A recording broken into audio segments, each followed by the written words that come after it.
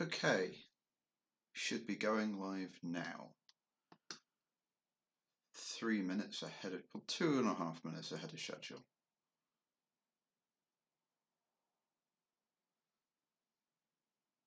Haha. Alright, just gonna post in a bunch of places.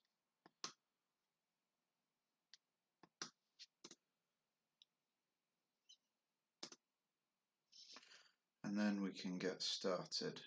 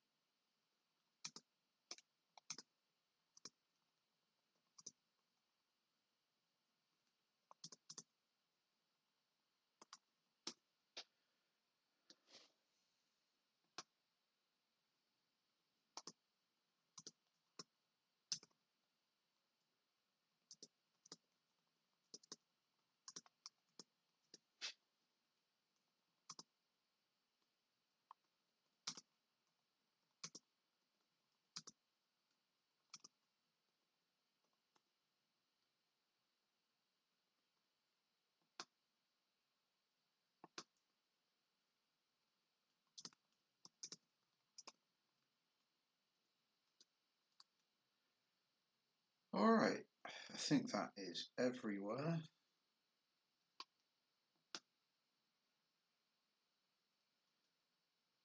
Okay, so hello and welcome to the Sherwood Games modelling stream. I'm Connor Sherwood, and today we are going to be building and painting this model that we've got here in parts in front of us. If you do join, feel free to say hi in the chat. I am keeping an eye on it, and I will try and answer any questions that people have. So, to get started, first thing I thought I'd show you all. If you've been following on Twitter or Facebook, you've seen a couple of pictures I posted of what I was calling the VBU frigate. And so I thought I would just show it. I've been using one of the two that I printed as test beds for techniques for painting them. So you can see this one has got its stripes painted in two different ways. One with masking tape, which really I should have done before the before I assembled it, and the other side just done with a paintbrush, which is obviously the less neat side, but possibly more indicative of how like your average person's ship's going to look. I mean, if they're not quite as neat, or if they're as not neat as I am, messy. Messy is the word I was looking for. It's not done, but it gives you an idea of sort of what the ships would look like sort of in real life.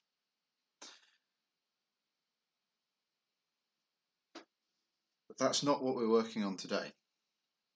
So the poll, well, I wish I could say the poll was close, but the UNM Destroyer won out with, I think in the end, 14 votes to 8, like 60-30. But so before we start, a couple of caveats. These are parts straight off the 3D printer, well, relatively straight off the 3D printer. Obviously, I've removed all of the supports. Do get sort of these lovely branching supports, and I've done I've done most of the cleanup work already. These parts were slightly damaged coming off the printer because I was in a rush and I was stupid. But the notice won't be the damage won't be super noticeable here, and this is more of a demonstration more than anything else. The masters will have a lot more care paid to them,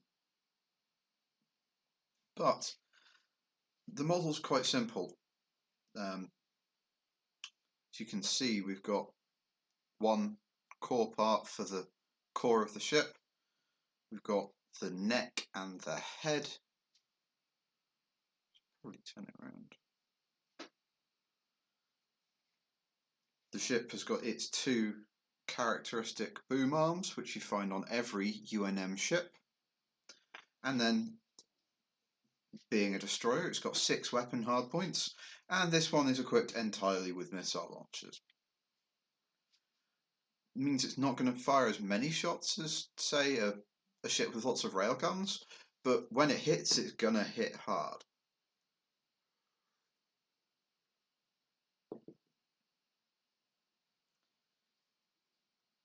And I'm going to be, ships inside, every model inside the Dominion that you use has one of these pentagonal bases.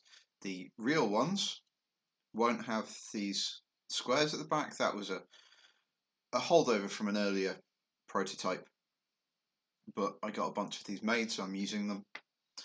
But they'll use the same pentagonal bases, and I'll be using this one that I've got to hand here. So these model parts are made of resin, as will the final production versions, which means that we need to use super glue. This is one of my favourite brands of super glue ever built, but any good super glue, so Lockeye, Gorilla, will all work. So I've sanded these two contact surfaces flat, so all we need to do is glue them in place. One of the things I've noticed from building a couple of these now is that aligning them can be a bit of a pain. So on the next round of physical prototypes, I'm going to be adding a sort of key into it so that they'll just slot into place, and they should hopefully be quite a bit easier to assemble.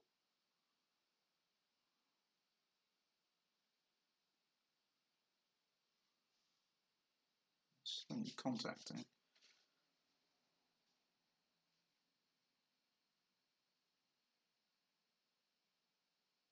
But you can probably see what I mean. And now it's just a case of holding them flush until the glue sets.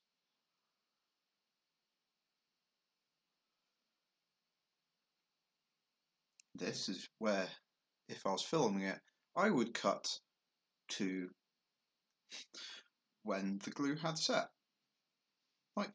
Just like that. And so then I can sit it on its stand.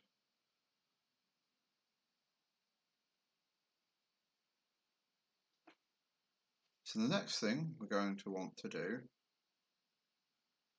so I'll just quickly show the camera the damage. If the camera wants to autofocus, there.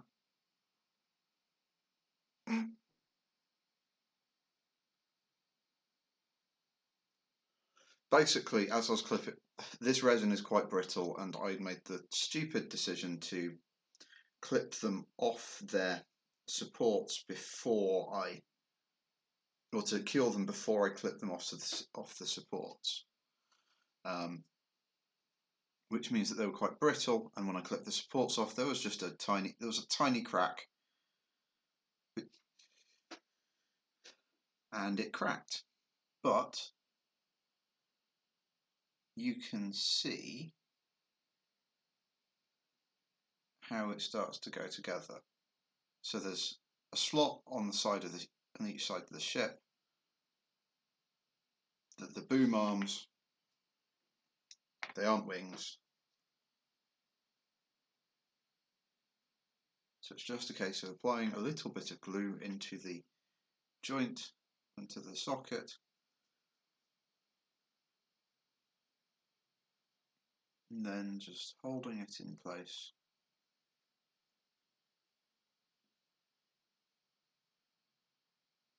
Until the glue has set.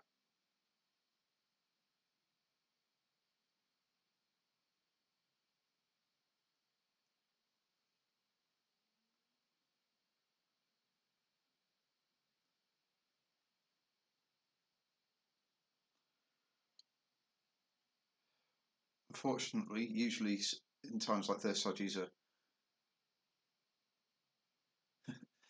usually I would use a accelerant such as zip kick in times like this.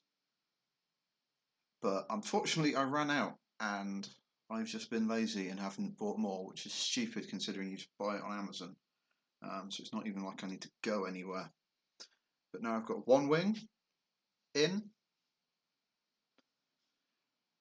So this is Ear. Ear has commented that the ship is bigger than they were expecting. This is one of the largest ships in the game. There are no... Well, it's a destroyer, which is... Well, they're the second largest category of ship, but I've got no plans in the first wave of the game to release any cruisers, which are the largest category. That'll be like an expansion, hopefully. I'll say when it happens. Let's be optimistic. So you can see that the ship goes together quite quickly. I'll just sort of hold it up to the camera.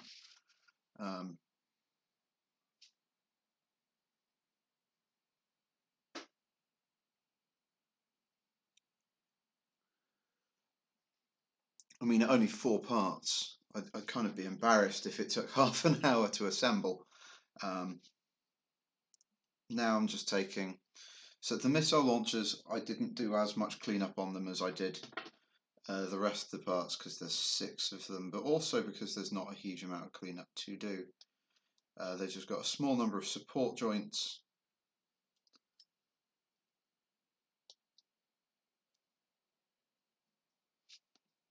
I need to remember to actually do stuff where the camera can see it.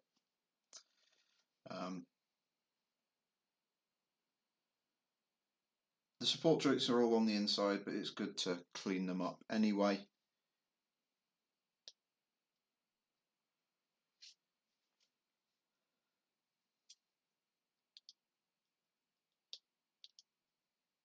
And it just takes sort of 10 seconds to drag a sharp scalpel blade across where the supports join up against the model.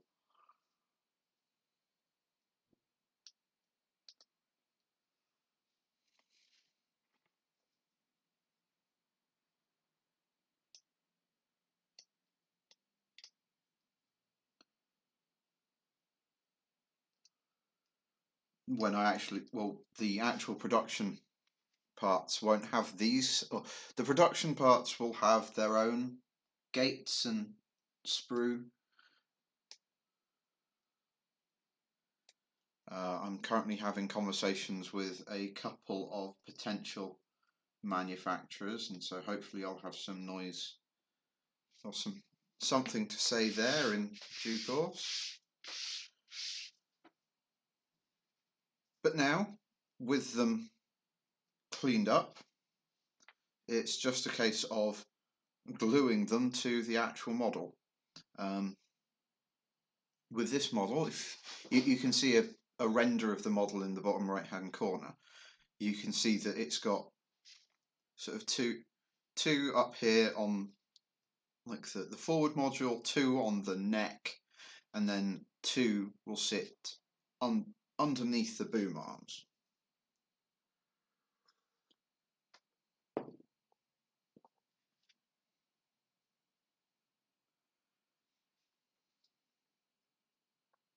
So here I'm just going to remove it from its mount and set it down.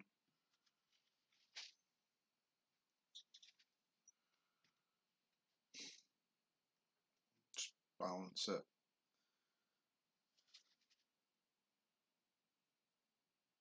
And just apply a dab of glue to where the missile launcher will join. Take a moment just to file it flat and to rough up the joining surface. And this one I'm going to angle up ever so slightly. And then, because I roughed up the surface, it joins almost, or the glue bonds almost immediately. That is like a good general purpose. Apologies for that, there is a leak somewhere on my airbrush setup, and so it just slowly loses air.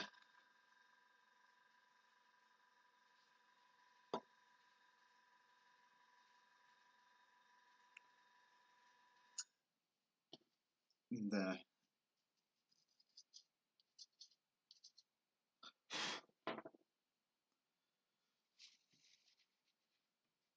Now here the fun part is going to be trying to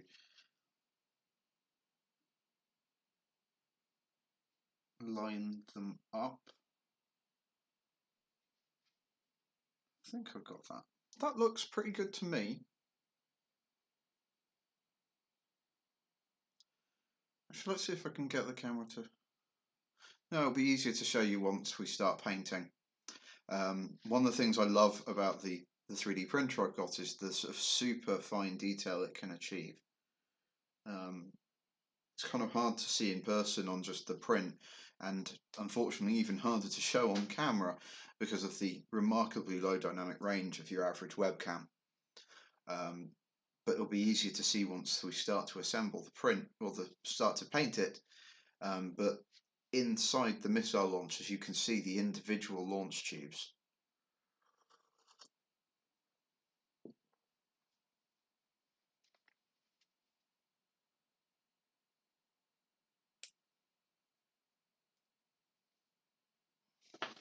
And so once again, just a couple of passes with a file.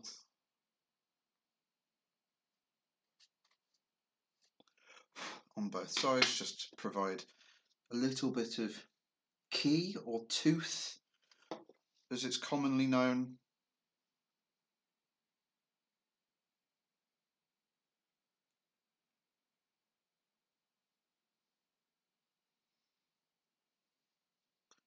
And there we go. That's half of the missile launchers attached. One of the other advantages of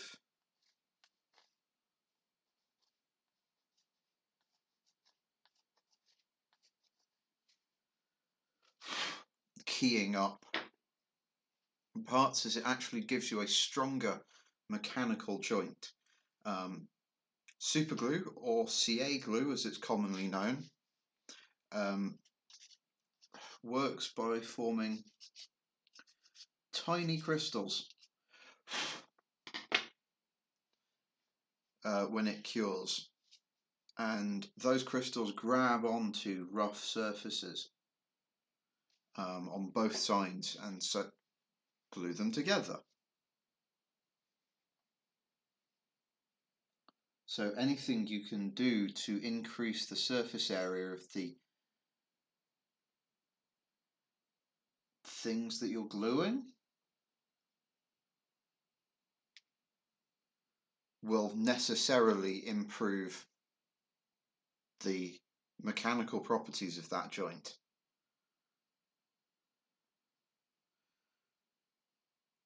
So the last two are mounted underneath the boom arms. Just going to sit it back on its perch for a moment.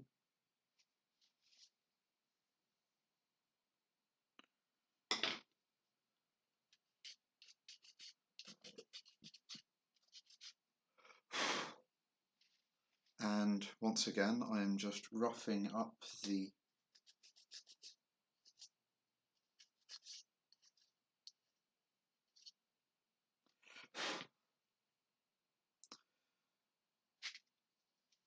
contact points. This time, because I'm attaching it to a fiddly part of the model, I'm putting glue on the missile launcher and then still doing making a right royal mess of it.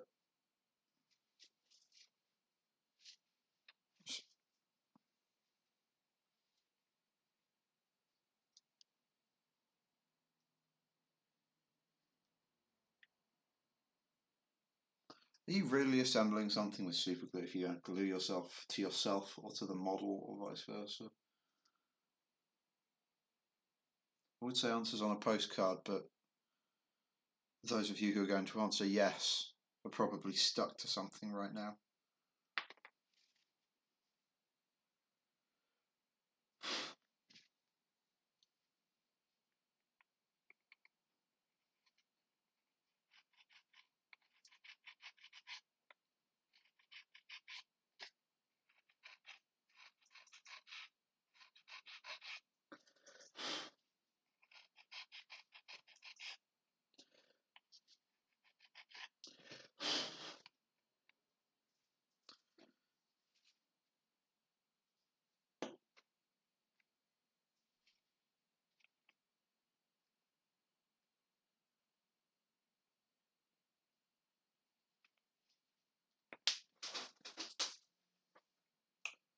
Oh, balls. I will find that in a moment. I have just dropped one of the parts on the floor. I will go and fetch that in a moment once. Well, that's one part installed. I will be back in just a moment. Hopefully.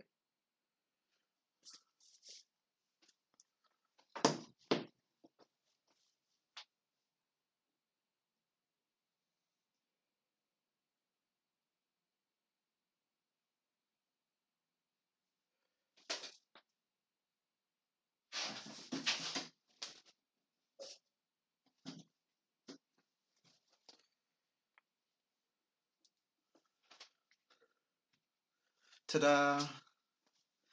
One advantage to having my workshop now is I've got a lovely red concrete floor in here, which means that whenever I drop parts, it's really easy to find them, and except when they disappear off into the middle of absolute nowhere.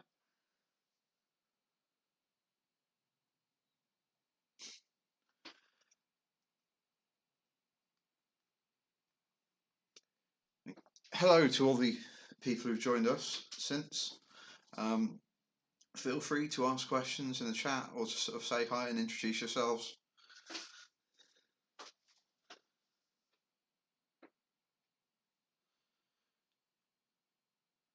Now I've just got to repeat what I was doing.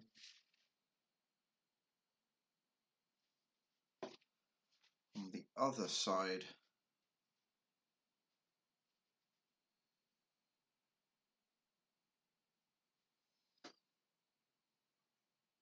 And not glue the part in upside down.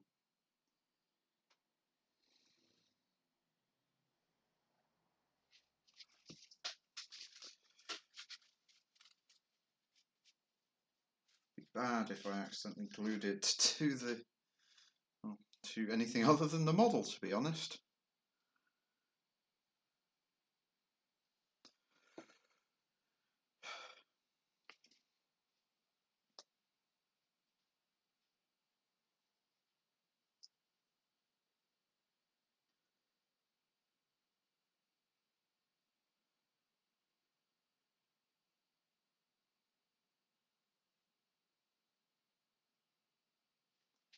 Ta-da! So as you can see, we've got the forward missile launcher, the neck missile launcher, but then also we've got this third missile launcher pair at the back.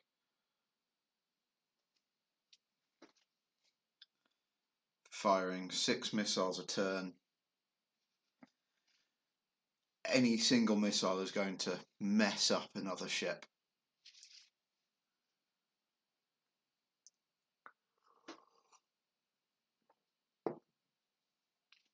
No one is going to want to face off against this if it's got the upper hand. But they're firing relatively few shots, and if you can dance around it, or if you can strip it of its engines, or maybe its Alcubierre drive, UNM ships can sort of act in a defensive capability with their special systems. If you can keep them occupied, then it's just a case of whittling them down. So, as you can see, it's been about 20 minutes I've been assembling this, and we're done. And that was me doing it whilst talking on the stream, and I had to go and find a part I dropped on the floor. So you could probably knock this out in 10-15 minutes. So the next step is painting. Now, every so often I look at the primary paint scheme I chose for this faction, and I kick myself because it's white, and no one really enjoys painting white. It's hard, or at least everyone says it's hard. The trick is you just spray them, whether or not that's using like a dedicated model primer or fine spray cans. I'm going to go for airbrushing, and so the first thing we need to do is we need to prime it. I am a big fan of Badger's Steinolres. Yeah, Steinolres line of paints. At least their primers. I've never tried their sort of standard paints, but I'm just going to load up the airbrush.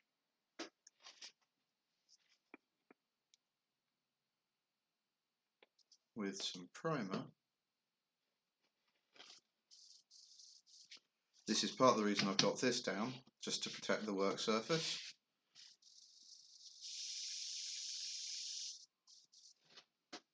And yeah, we're getting a good spray.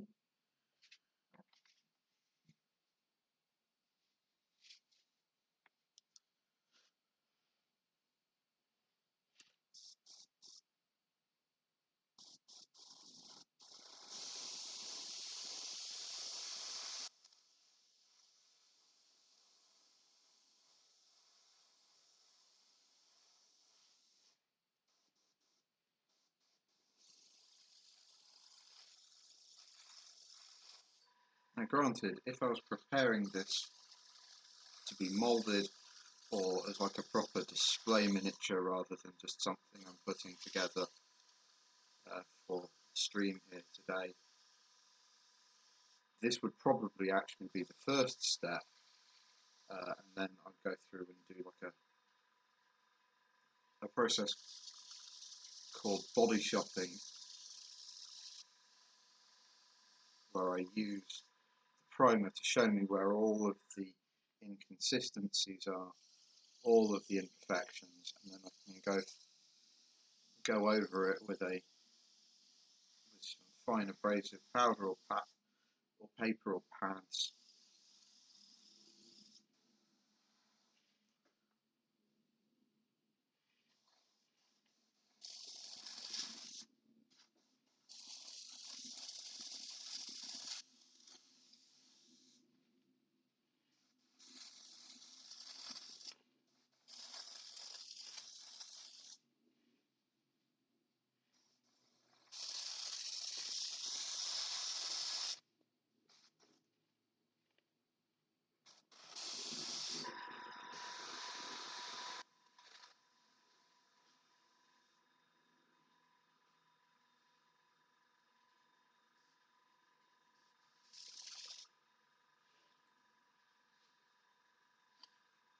I do, however, wish that someone would come out with a primer that you spray on and it starts out, I don't know, like bright pink and then turns like light grey or black or white or whatever, like the final colour of the primer is going to be.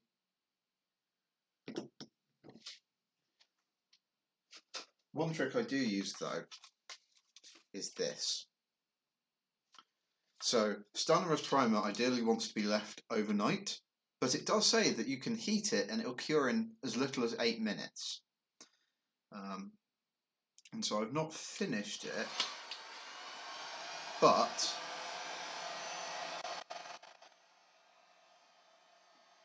I can start to dry this top layer and then it'll be easier for me to flip the model over to prime the underside when it's touch dry.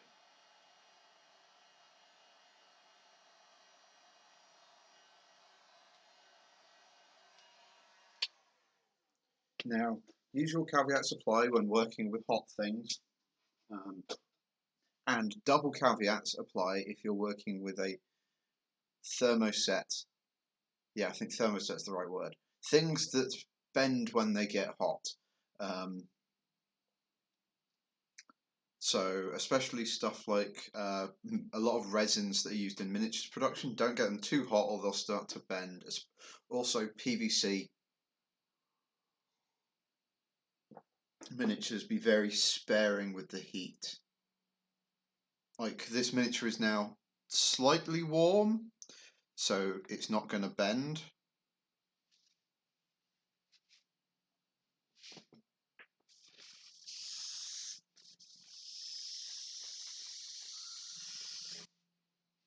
But it's now safe for me to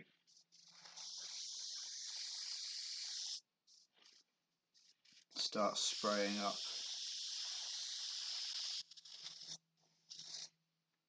the underside.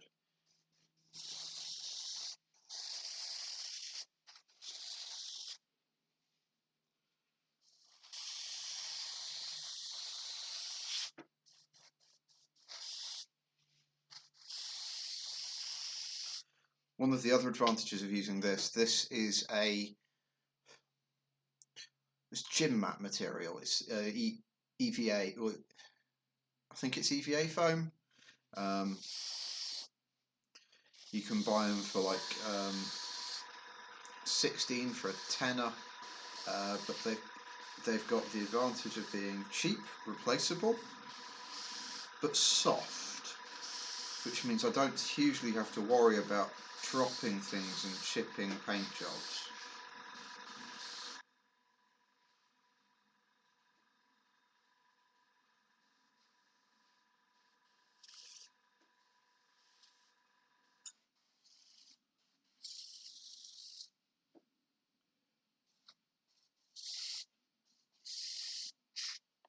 Every so often I do think about sort of priming, say, I don't know, bright yellow.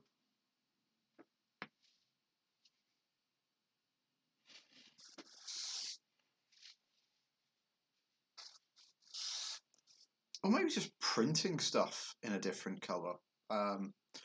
Peopoly, the people who make my printer and the resins, sell resin in like 7 colours.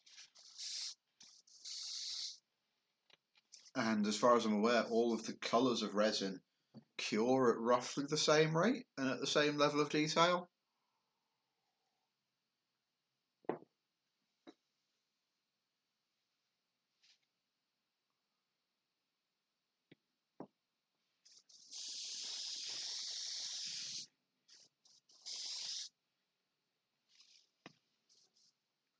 Alright.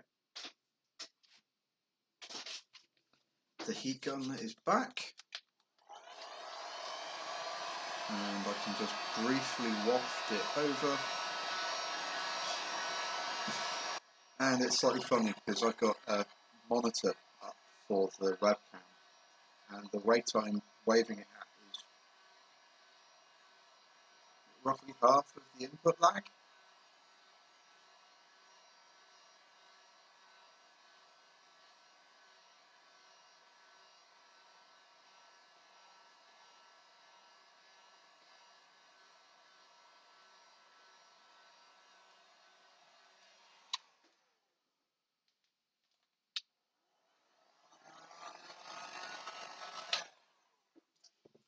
Okay,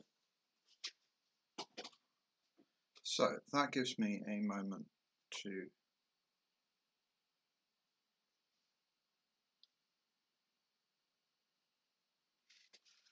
So the model has now been assembled, it's now been primed.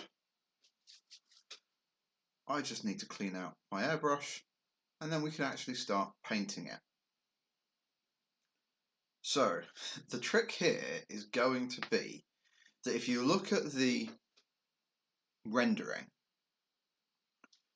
it's got some blue stripes on it. Now I don't want to paint those by hand because I'm lazy and I'm bad at painting straight lines.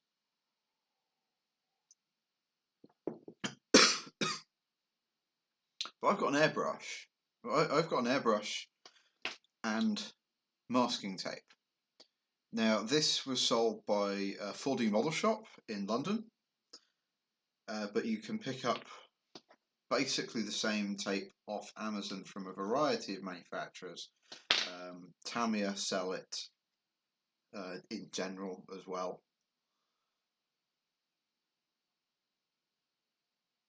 But the plan is to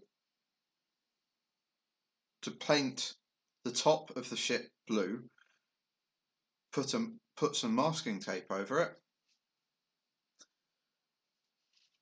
and then we can paint the ship white. Now, the bit that might be slightly confusing for some people is that the first thing we're going to do is we're going to paint the top of the ship white. But that's because most airbrush paints are translucent, and by putting white down first, the blue will look bluer.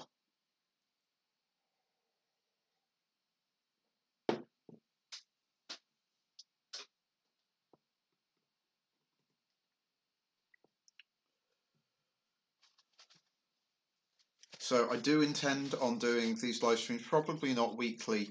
I don't think I generate enough content to be able to do one of these. Do a new project every week. If I'm doing like an extended project, I might do them sort of 2 weeks on the trot. But I'll try and do like something once a month. I am still hoping to do the. If any of you are around from when I was doing the first batch of like terrain videos, I am still hoping to do that space station. Now that I'm all fully set up and everything in Nottingham, which is a lovely city, by the way. Even if you don't like miniatures games, but if you don't like miniatures games, like why are you here?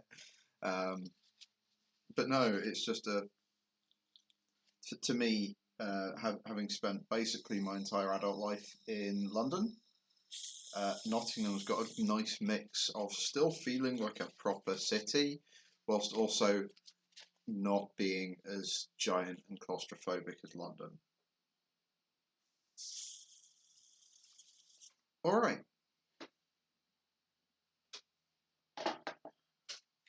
so I don't like spraying pure white. Pure white is bad and hard and doesn't look right. And so the first paint we're going to lay down is Vallejo Model Air 71119 White Grey.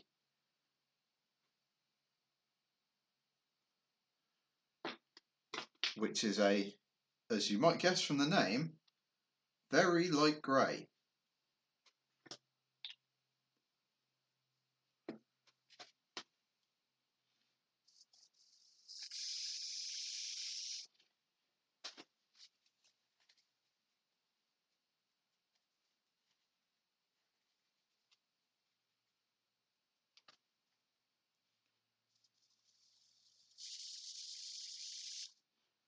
As soon as I have cleaned out my airbrush,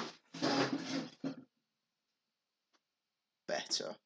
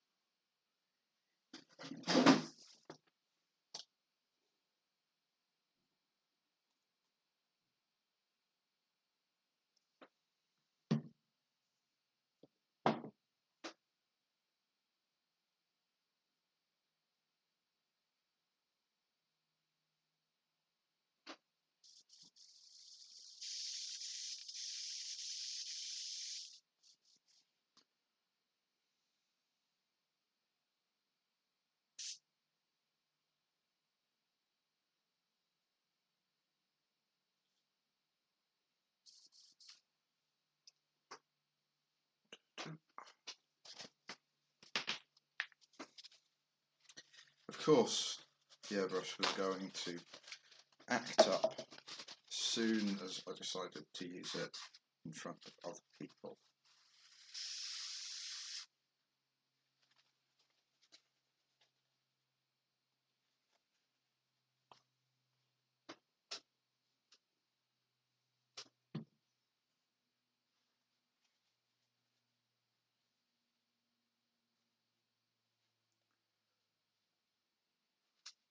Alright.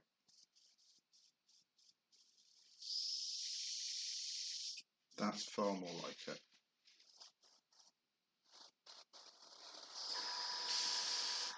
So just focusing on the areas that are going to be painted blue, we're just going to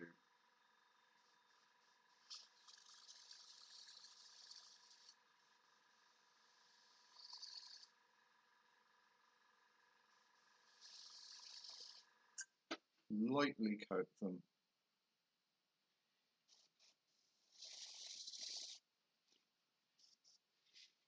with this light grey colour.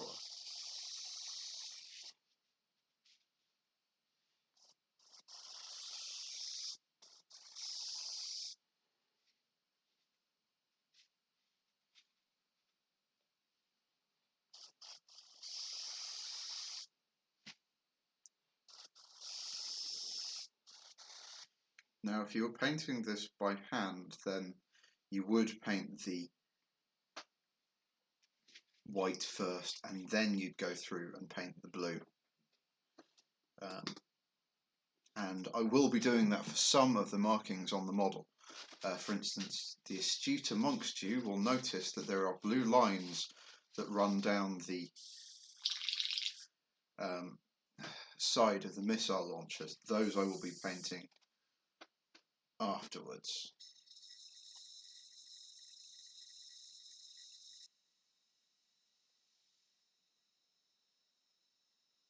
So once I've cleaned out the airbrush, then we will get a visit from everyone's favourite friend, Mr. Heat Gun.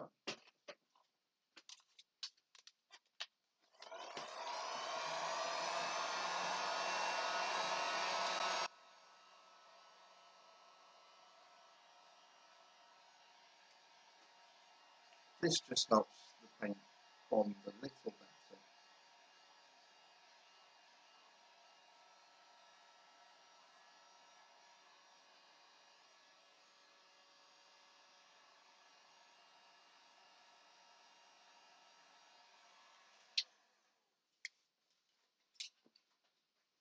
One really important tip for whenever you're using a heat gun is remember the heat gun is warm. I know this might sound stupid, but you would be surprised the number of times I've just gone to go reach for the heat gun and tried to grab it by the hot end. So, the next paint we're going to use is Vallejo Model Air again, 71108 UK Azure Blue. It's a blue that I like. It's very close to UN blue. I'm pretty sure Vallejo probably make a UN blue.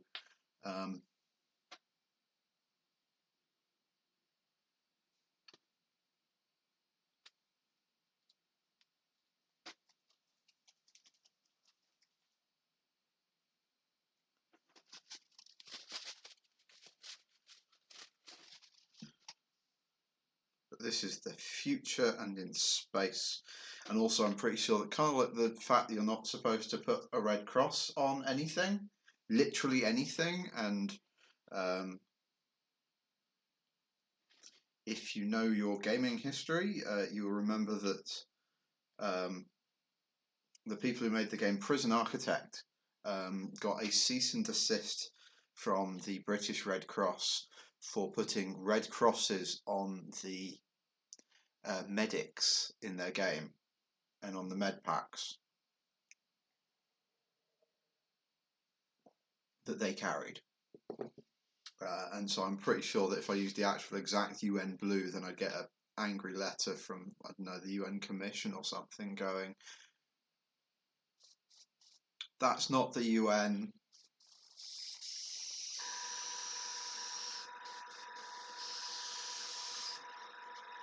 But you can hopefully start to see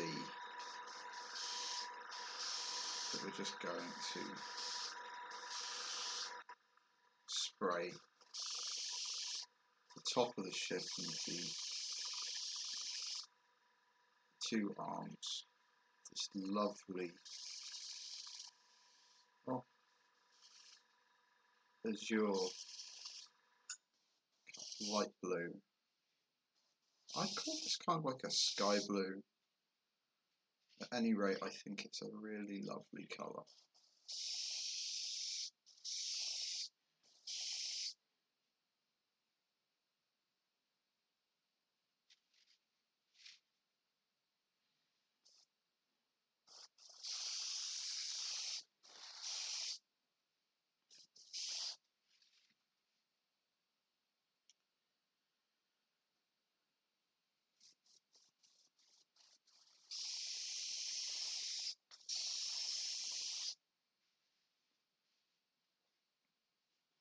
And now, once again, I just need to clean the airbrush out. We'll give the paint a moment to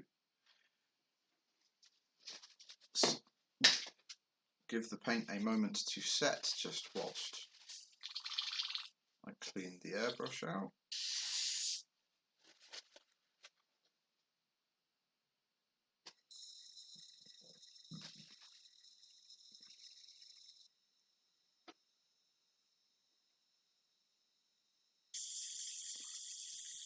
Then everyone's favourite supporting cast member, Mr. Heat Gun.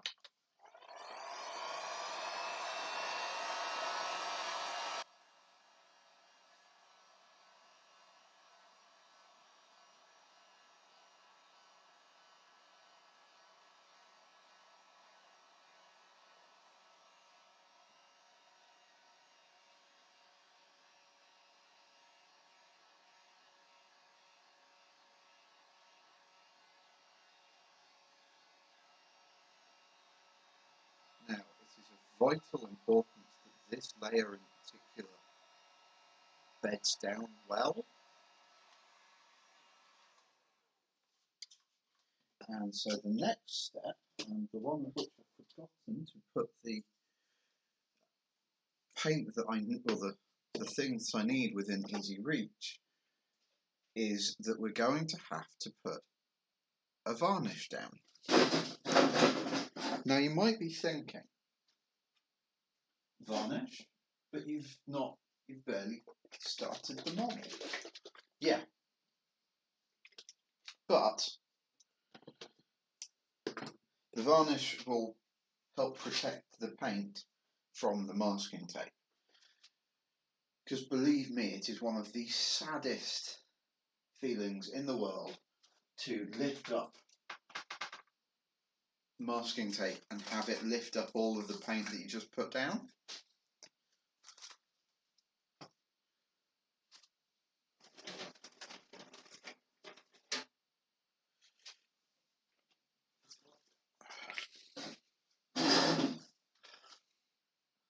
As much as I do love having a workshop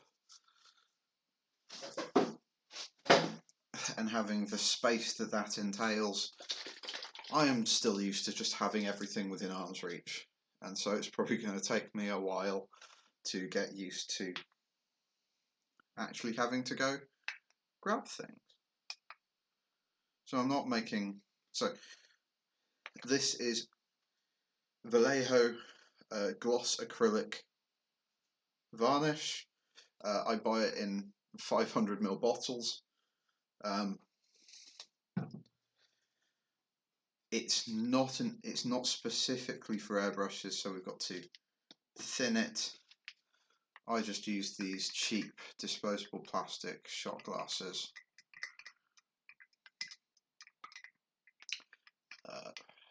But I'll probably be switching to actual paper mixing cups in the near future, just because I no longer live within about 5 seconds walk of a Sainsbury's, and nowhere else seems to sell them. It always seemed a bit weird. Now just need to clean the airbrush a little bit better, because there was still some blue paint at the bottom. And what's here, it wouldn't have hugely mattered.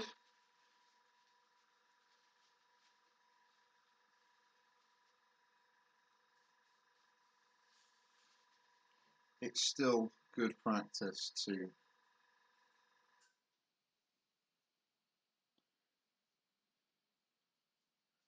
properly clean out your airbrush before applying varnishes. In fact, I know a couple of people who maintain dedicated varnish airbrushes, which only ever get clear coats put through them.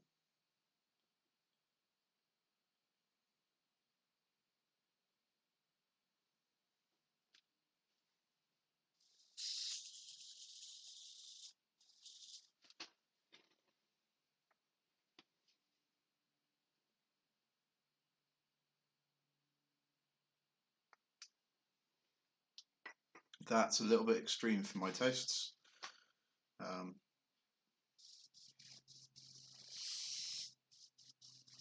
The astute among you will have also noticed that this is a gloss varnish. That's not particularly because I want a gloss coat on this. In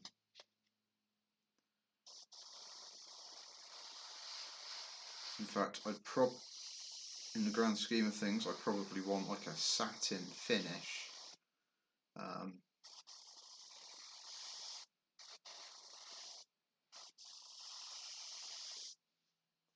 But gloss varnish is the toughest because it gives you like an acrylic shell.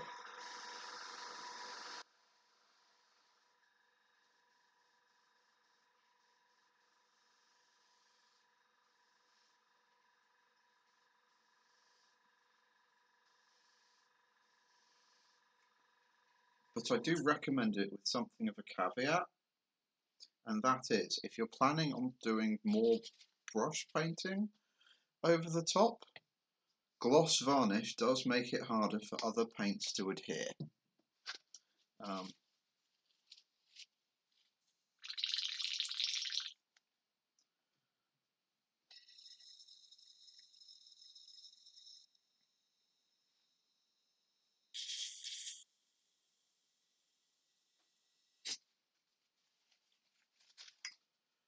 And now that I've applied the gloss coat, you probably know the drill by now.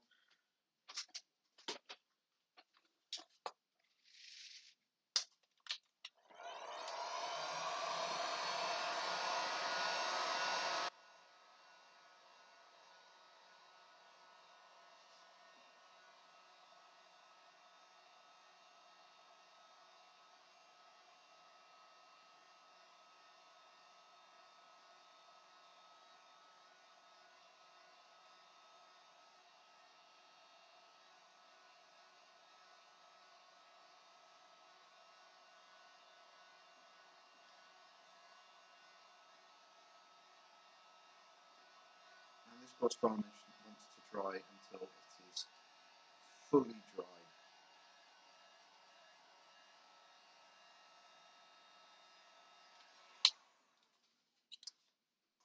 Needs to be left until it is fully dry, so that we don't run any risk of the masking tape pulling it up.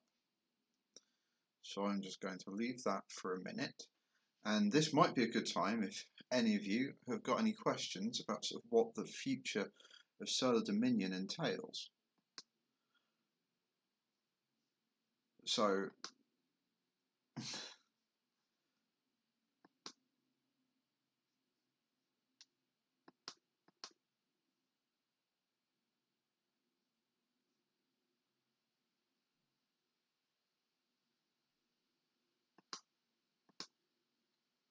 So the plan for the game, I am very, very close to being finished with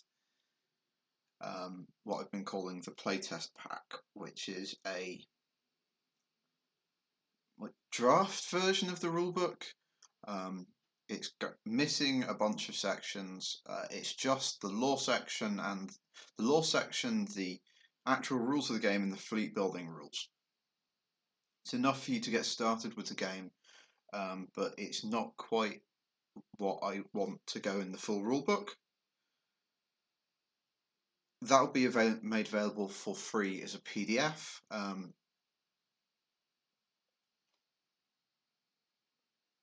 As an extra added bonus, I will also be making a full print and play version of the game available, so you'll be able to download a PDF that will have cardboard cutout versions of all of the spaceships and terrain features and other bits.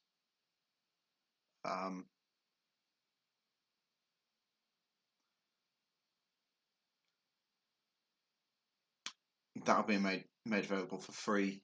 There are MDF MDF cutout versions of the ships as well, which I will be making available. Those will be £5 for a pack if you want to help support the game. The rulebook will also I say the rulebook will be made available for free. It'll be a pay what you want PDF download. That includes £0 and 0 pence. But I would really appreciate it if you paid cash money for it, because that means that there's more to help try and make this game as good as it can be, to pay for editors, artists, the sort of 1,000,001 tasks that you need to get done to make a game like this happen.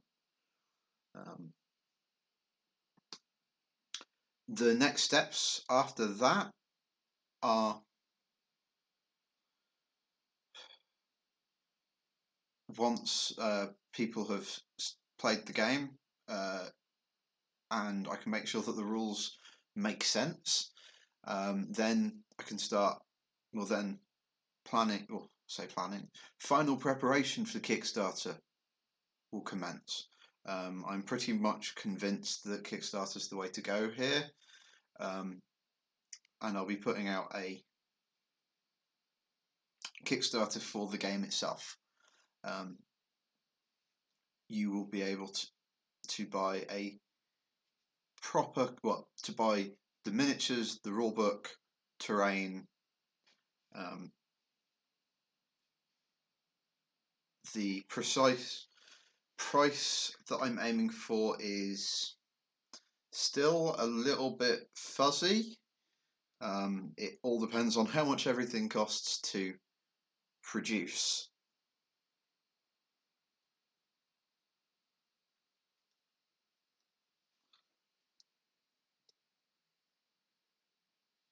But I'm really aiming to try and get a full starter set available for less than £50. You should. I really, really want you to be able to get started with this game for the price of a Games Workshop Start Collecting box.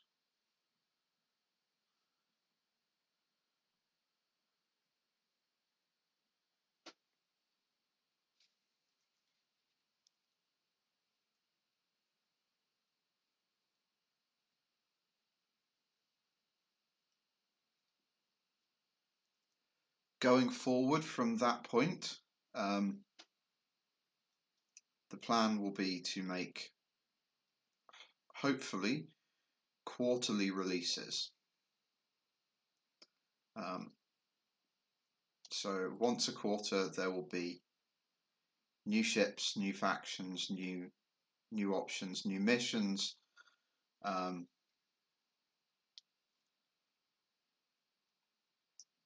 and other fun stuff like that. Some of it will be free, such as sort of missions, etc.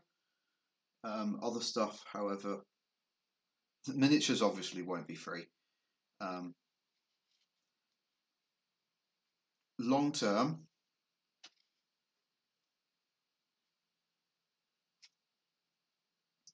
you will be able to download the rulebook. You'll be able to download the basic rules for free for some value of forever. I don't want to actually say forever, because in the event that for whatever reason, I don't know, the government make it illegal to give away games about tiny plastic spaceships for free.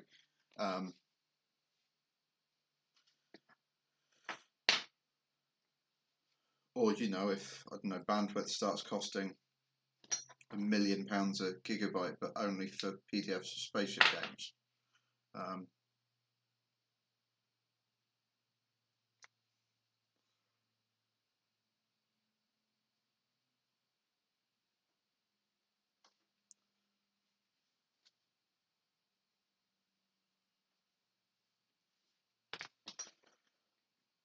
There will be paid PDFs available that will contain more stuff.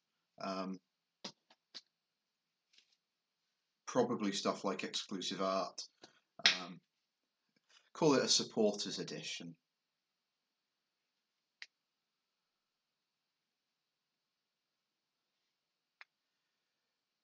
And just to sort of round it off a little bit, I need to go and grab the slightly thinner masking tape. There will also be a digital version, which I'm working on, but given I'm also the only person working on the rest of the game as well, it's kind of a I can only be in so many places situation.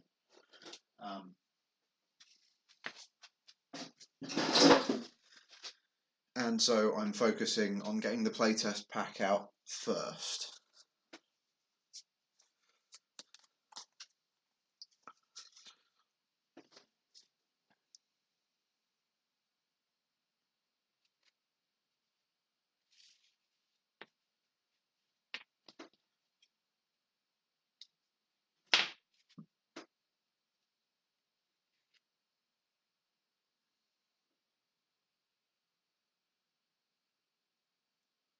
Oh, that fits perfectly. You'd almost think that I planned that. I didn't, by the way.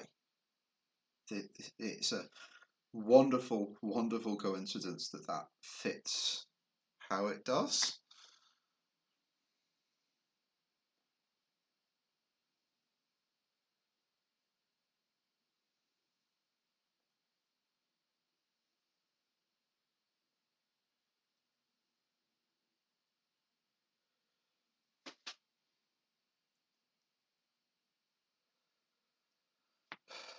I know I need to improve the camera setup for this, but I hope it's been of tolerable quality today.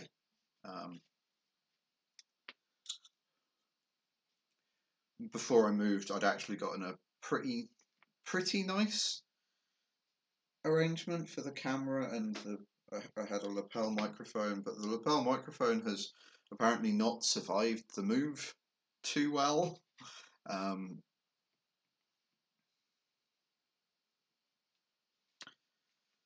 And I can't find the stand I'd made for the camera, which means that it's currently sitting on part of a piece of shelving I've nicked from elsewhere in the workshop. That's not the end of the world, but it's a little higher up than I'd like it.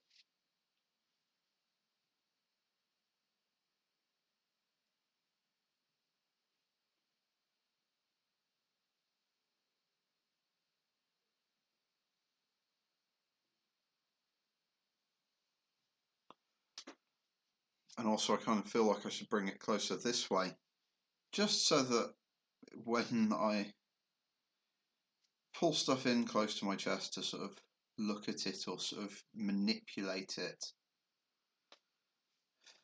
I'm not hiding it from you lot.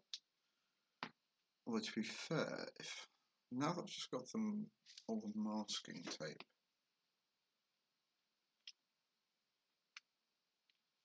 done, there's a little part of me that sort of likes the sort of blue and yellow I've got going on here.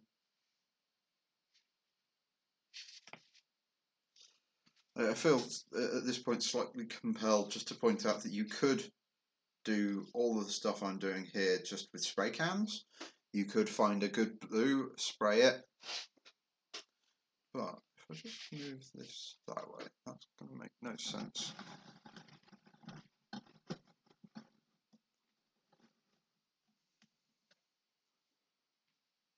There. That's like miles better. Why didn't I start out doing it like this? I'm an idiot. He says, tipping over the little pot of airbrush cleaner. Alright, so the next step is to take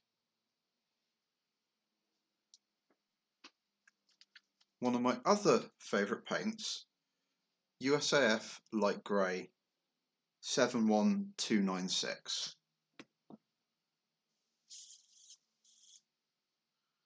And I'm just going to put a little bit in the pot, hopper, whatever you call, cup, I think is what Badger called that bit.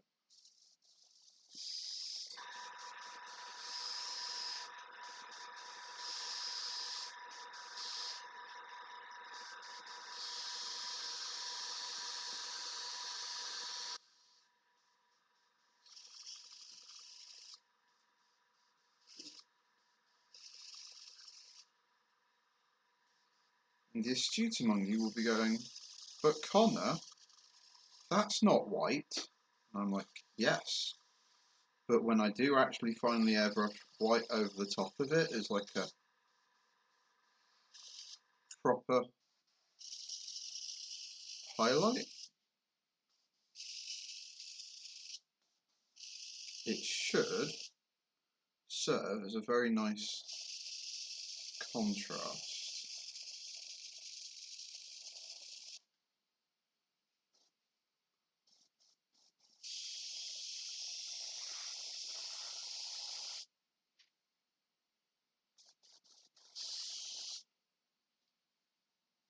I did not put enough of that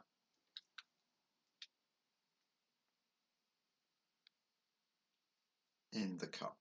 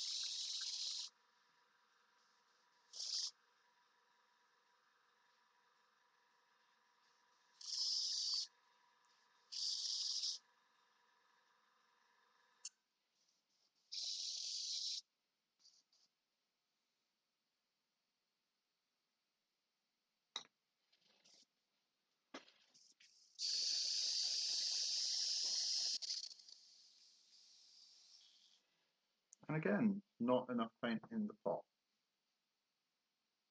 I'm getting closer.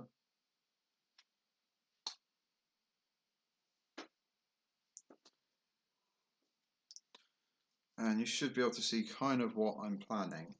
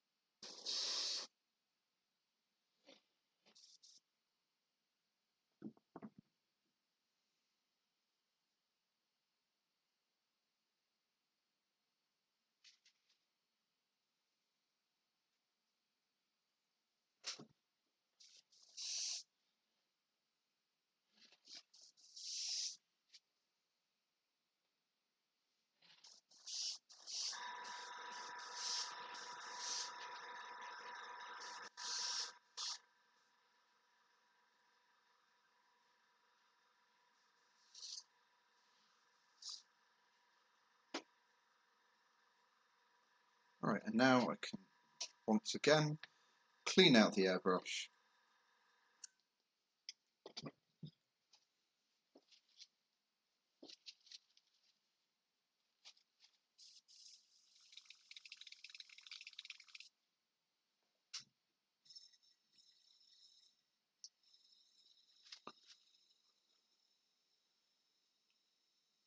And then I will hit it with just a highlight of white from the top.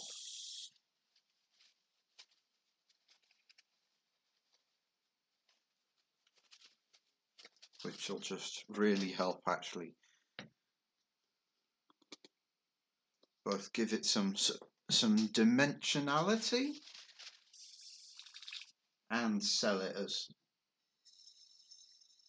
white, well, a white surface. Of course, the other thing that's going to help sell it as a white surface is the blue. It is a trick almost as old as colour.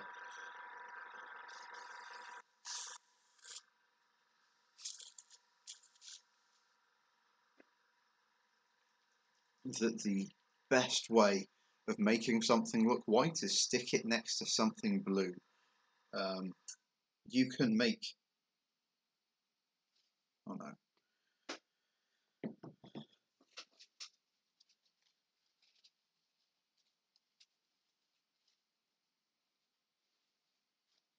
honest to goodness yellow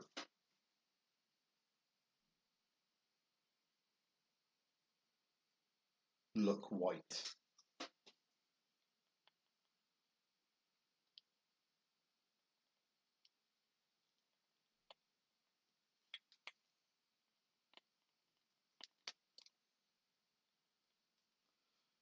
One moment, my white paint has seemingly run out. I just need to find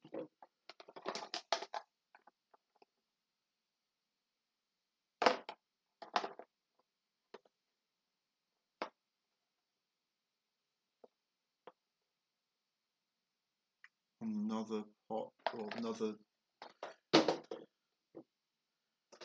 pot of white. I have like 5 light.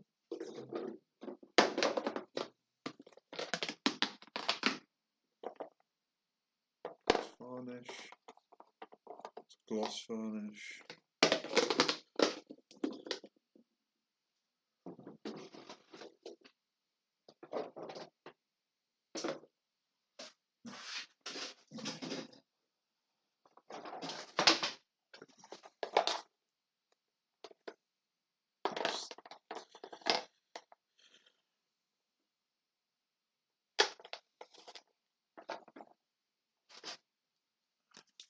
Alright, I will be back in a moment. I just need to check the other paints.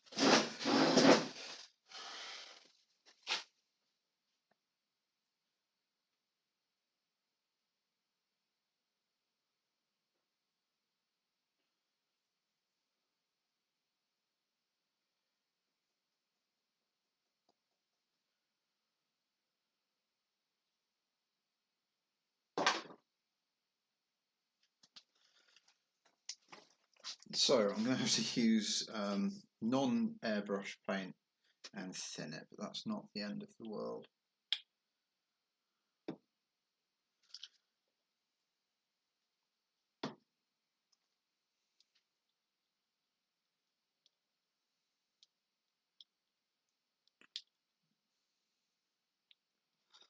So I'm just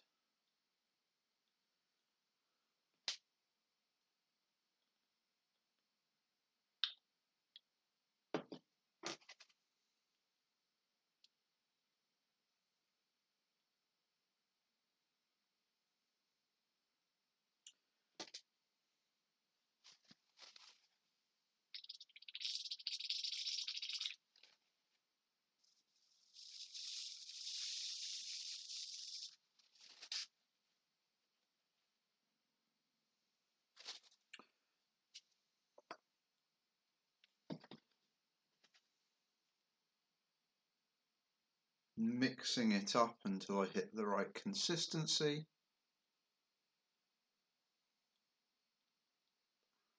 Really, I should have done this in a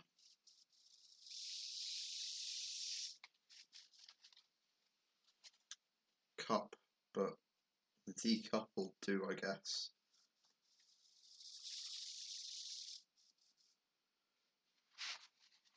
Alright. So now, just before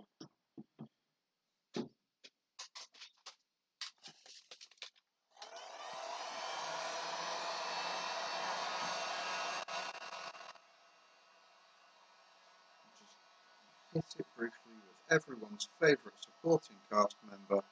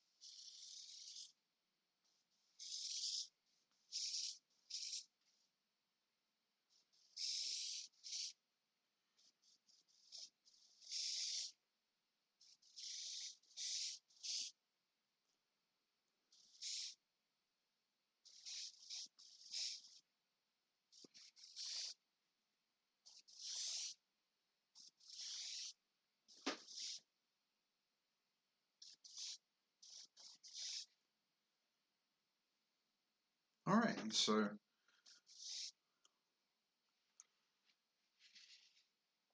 with that, again, I'm just going to hit it with the heat gun just so I can get it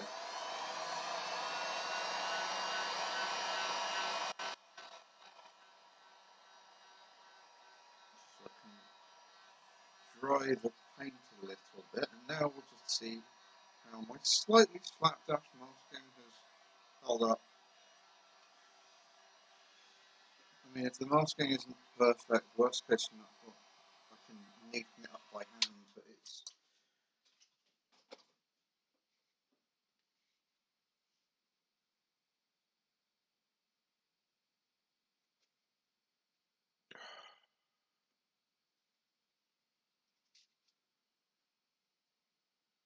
So there's been some paint bleed, but that was kind of to be expected, especially given the somewhat slapdash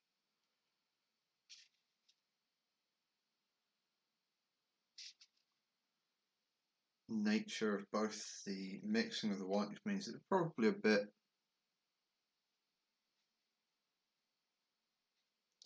thinner than it really wanted to be.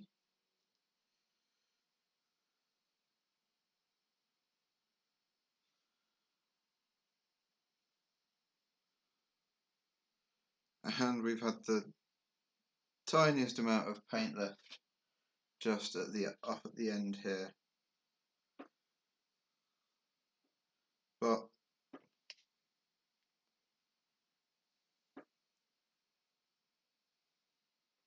that's nothing we can't fix. So I'll just show.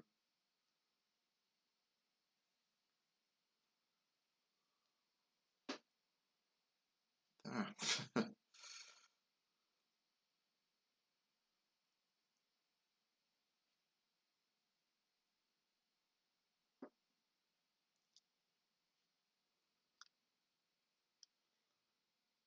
So it's starting to resemble painted miniature.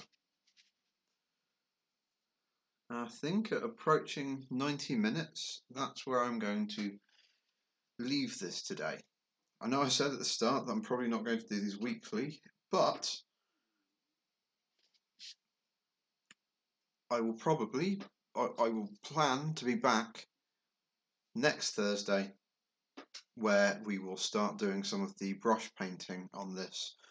I will do a couple of bits to neaten it up off screen between now and then, and we will start with phase 2, painting in the details on the ship then. So thank you very much for watching, and I will see you next week.